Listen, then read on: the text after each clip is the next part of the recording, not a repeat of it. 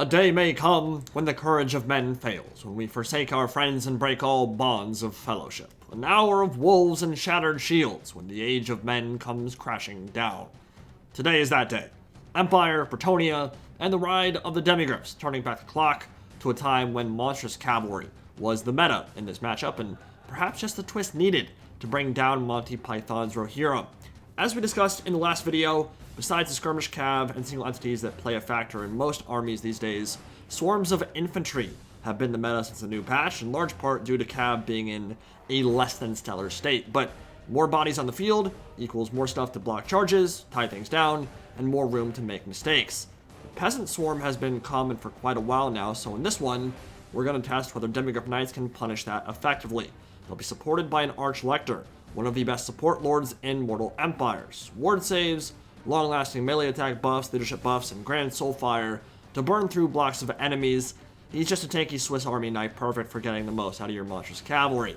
Now you might be thinking, Indie Pride, you're going up against Bretonnia, wouldn't it be better to invest in more halberd demis and less lance demis? After all, the halberd version absolutely trounces enemy cav, and Bretonnia is known for their cav.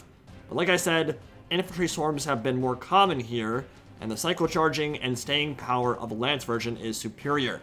They are better suited for dealing with tons of foot troops and can still win against questing knights and ground knights in the correct situations. So 2 lance demis and the Royal Altdorf Gryphites for the terror, and in case there are some mobile heavy hitters that are coming out to play. Hammer of the Witches and a regular cannon entrenched on the hilltop overlooking the valley, 2 crossbows, bunch of spears, swords, and Sons of Sigmar. The outcome of this battle will rest entirely on how the Demigryph Knights perform. Across the jungle, march the armies of Rapance the Mayonnaise with her Sword of Lyon and Fleur-de-Lis banner. She has 20 bonus versus infantry, and will beat the crap out of most Empire lords, heroes, and even cav, provided she is supported well. Obviously, if she ran into Franz and Deathclaw, she might rethink her occupation, but won't have to worry about that here.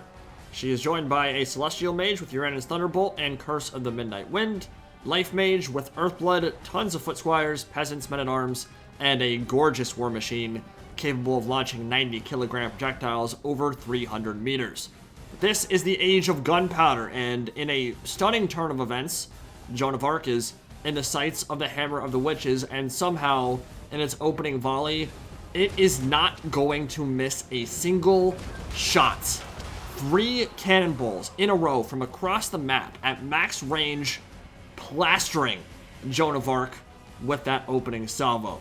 Down to half HP immediately. Grail Knights on the left flank, Questing Knights on the right flank, and they might need to put in some serious work this battle, especially if Rapance gets sniped out early. Now, Earthblood should heal her up just fine. She can easily make it back into the trees, get heal capped, no problem there. But really don't want to start out the battle losing half HP on your lord to a single cannonball salvo. That was impressive from the Hammer of the Witches. I'm not sure I've ever seen that before. I've seen them hit monsters that many times, but the hitbox for Rapance is quite a bit smaller than a Hydra or a Dragon. So very impressive accuracy. Not sure it'll be able to do that anytime soon, or ever again, for that matter. And that'll signal the beginning of the artillery duel. We'll see if the Field Trebuchet, being the Chad siege engine that it is, has any hope of defeating Faith, Steel, and Gunpowder at a 300-meter distance. The Imperial Infantry is pushing upwards and outwards, setting that battle line out in front to give the cannons more time to fire, but the infantry fight is a bit of a foregone conclusion here, even with support from the unbreakable Sigmar Sons. Nice shot from the Trebuchet there, dealing some decent damage to the cannons at the moment. Foot Squires are going to body pretty much any Imperial Infantry other than Greatswords, and there are a lot of them, and they're buffed up by Rapance and the Grail Relique, so all they can really do is hold the line as long as they can. Sigmar Sons will certainly be able to do that with their Unbreakable, but other than that, they need to give those crossbows time to focus fire some of these Foot Squires down, and hopefully give those Demigryphs some time to get some cycle charging in.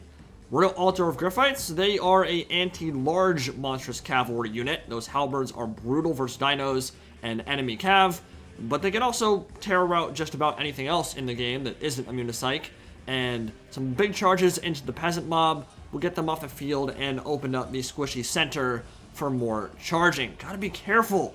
Those Grail Knights coming in from the flank though, and Imperial Spearmen holding the line against the nasty, disgusting, diseased peasant mob charging their way through. Good focus fire coming in from the crossbows at the moment. Great way to get some of that infantry off the field. And this is exactly why it's a good idea to leave units in reserve. Royal Altdorf Gryphites terror routed some peasant mob, but they'd be unable to retreat to safety now that the Grail Knights have revealed their ambush if there weren't spearmen in reserve ready to zone them out. Important move, getting the blue burbs of doom to safety. And even more importantly, nightmare situation for the questing knights, who did a fantastic job of avoiding cannon fire on the approach. The demi ambush working to perfection. Questing knights caught with their pants down here won't even get their charge bonus off. And with the Arch Lector popping his buffs to ensure it's as clean and quick as possible, no chance for the Great Weapon Cav to make their presence felt. They will die hard with a vengeance over on that flank and probably route off the map with the white line so close. So Grail Knights successfully zoned out from the Royal Altdorf Gryphites, but you can see the Peasant Swarm is already pushing through the front ranks of Imperial State troops. Grand Soul Fire about to rain down on the Questing Knights as well, and let's watch this in fast motion because you'll see the damage is crazy. Like, I was incredibly surprised to see how much work that did against Cav.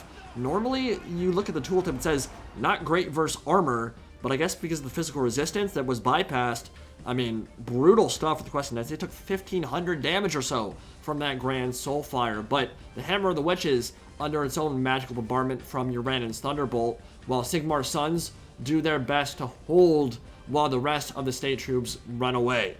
Everything else, leadership kinda iffy. Unbreakable Sigmar Sons beasting it up in the center, but they're up against the Holy Wardens of Lemma Centel Abbey and Foot Squire, so probably not an engagement they can win. Questing Knights are gone. See you later, nerds. And that's a big loss, because even with a little bit of support and a clean charge, Questing Knights are, if not a complete hard counter to Demigryphs, certainly an important tool in the box for slicing through their armor and cutting them down to size. Great stats and AP values make them a go-to pick when dealing with high armor monstrous Cav. The Hammer of the Witches is desperately trying to escape. Rapon's going towards the front line, and a Celestial Mage in the wrong neighborhood, mother trucker. That is about as bad of a situation as a mage can possibly get themselves into.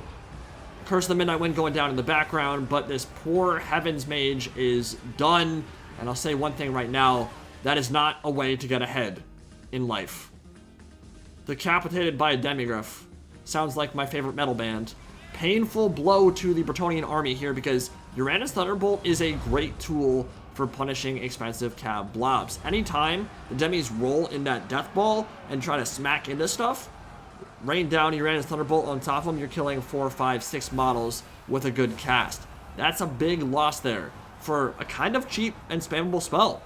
Like right now would be a perfect time to cast Uranus Thunderbolt and kill a decent amount of Demis while the Grail Knights make good on their escape, but she's lying dead on the ground, so she'll make no further impact on this battle.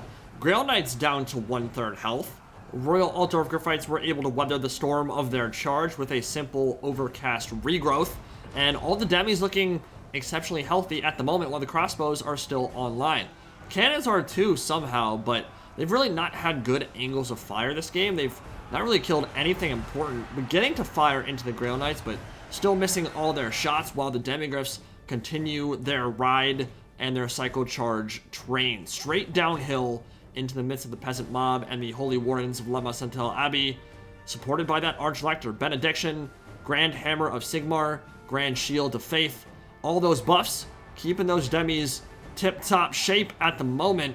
Combine that Arch Lector with a Life Mage, and you've got a potent combination for any heavy cavalry force, even in the current patch where Cav is not performing the way that it should. And it's always a glorious sight when you see those downhill charges and an entire army get flown over the mountainside. Just an epic sight as the Demis continue their rampage together, supported by that Arch Lector. Rapon's gotta pull something out of the hat here. The Grail Knights are not looking so hot at the moment, tied down in amongst their own peasants, run down by the Royal Altdorf Gryphites, and the Lance variant charging down the hill in support, ready to break the left flank of the Bretonnians and perhaps get into all those trebuchets in the rear. There are 2 peasant bowmen in the back there too that are either on protection duty or have momentarily been forgotten about, It would certainly be useful on the front line at the moment, firing into those crossbows, trying to zone them out. But Bretonnia has done what they're meant to do in terms of busting through that front line and beginning to push up this hill into the teeth of the Imperial defense. If they can deal with the demis, they can win this game. Grand Hammer of Sigmar, plus 24 melee attack in an AoE. Grand Soulfire Bombardment raining down, pushing back the tides of poopy peasants. And remember that Arch Lector has zero hope of beating someone like Rapunzel in a duel. So if Rapunzel can get him isolated and get rid of those support buffs, the demis will fall much more easily, and the Life Mage is probably pretty close to hitting his magic cap as well. There are plenty of halberds, plenty of AP options remaining on the infantry side for Bretonnia, but they have no more mobility left, and that can be a problem when you're dealing with 3 units of Demigryph Knights, who now have free reign to cycle charge most of this kind of low leadership infantry into oblivion, and we can see that the mass routing is beginning to kick in. The Grail Relique will certainly help in that situation, trying to rally the forces of Bretonnia to its side, and that's likely their trump card and only possibility of crawling back into this game, is using this peasant blob around that Grail Relique to keep their leadership in the fight for a little bit longer, keep the demi stuffed up, and allow that trebuchet to continue throwing 90 kilogram projectiles 300 meters into the Demigryph's flank. Trebuchet is actually quite good for killing monstrous cavalry. It has more than enough AP damage and missile strength to demolish monstrous cav from downtown. Meanwhile, the infantry is just having its salad tossed. They're not even looking. They're just waiting for it. They're saying, "End me now, please."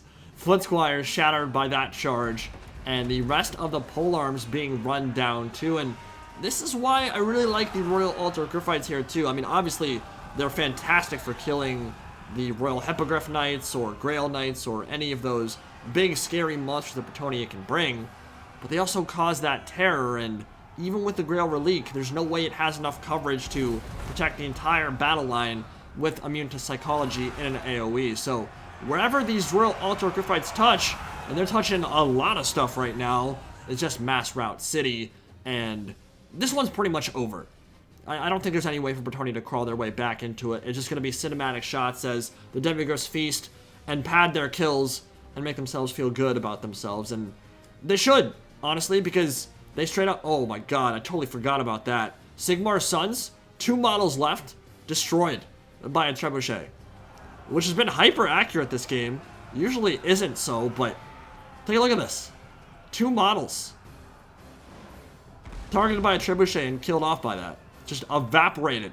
Even stone walls don't fare well under trebuchet projectiles, and I'd say a man's skull fares even worse. Big charge coming in, just about padding stats at this point, getting whatever kills they can. Army loss is certainly about to kick in for the fiefdom of Bretonnia and Rapunzel de Manes, and here comes that last Grand Soulfire. That's pretty much it. So, couple of things to note in this one. It's interesting because back in the day, many moons ago, Demigryph Knights were what I would consider the core unit you'd bring to counter the Brets. I mean, you literally go 3 or 4 Demigryph Knights with halberds, and you're going to be able to beat any cav force they can possibly field. You can kill Lewin Leoncoeur easily, and they're fantastic. And we kind of saw echoes of that here. All the demis with over 1,500 damage, like 2,500, 2,200, yeah, 1,400. I mean, they did fantastic, but it's interesting to note that shift from halberds to lances, and for a while their demis weren't really that much a part of the meta anyway. You might bring 1, maybe 2. Certainly in this meta, I wouldn't consider them like a top-tier choice, but when you think about what Bretonnians want to bring in this matchup against the Empire, they want to swarm the field with peasants. They want to just overwhelm you with numbers and then rely on 1, 2, maybe 3 elites to carry the rest of the battle for you. It's hard for the Empire to deal with that many infantry, but you go with Lance Demis, you cycle charge them, you get rid of their mobility, you get some good engagements on their questing knights, and suddenly you have free reign on the battlefield to just charge them with impunity. And it got real nasty. As soon as that questing knight unit died and the Grail Knights were kind of dragged down through the muck, Demis had free reign to do whatever the hell they wanted, and from there, it was just a complete spectacle, a showcase for the monstrous cavalry of the Empire, and a lot of it had to do with that Arch Lector. Grand Hammer of Sigmar, the plus 24 melee attack, the ward saves, incredible support lord if you want to go for a demi core. There were some mistakes on the Bretonnian side of the field here. The 2 peasant bowmen in the back would have certainly helped for zoning out the crossbows and giving the foot squires a little bit more time in the melee, and obviously being caught out with your questing knight and not getting any damage value on them whatsoever. I wouldn't call that so much a mistake. That was just a well-executed ambush, but some scouting and a little bit more awareness on how much of the funds have been revealed to you would give you some indication that there's something hidden, and to be a little bit more careful on the approach, because if you lose your questing knights and don't do anything with them, dealing with demis is going to be that much harder. They're a fantastic counter in many ways to demis if they get good engagements. If they don't, if they get a clean charge into them and don't get their own charge off, they're going to die quick, and if they're that close to the white line, they're gone. And that's a lot of value that disappears immediately, and one more tin can opener you don't have for dealing with monstrous cav. Hope you guys enjoyed. GG to Goblin Slayer, and I'll see you all in the next video.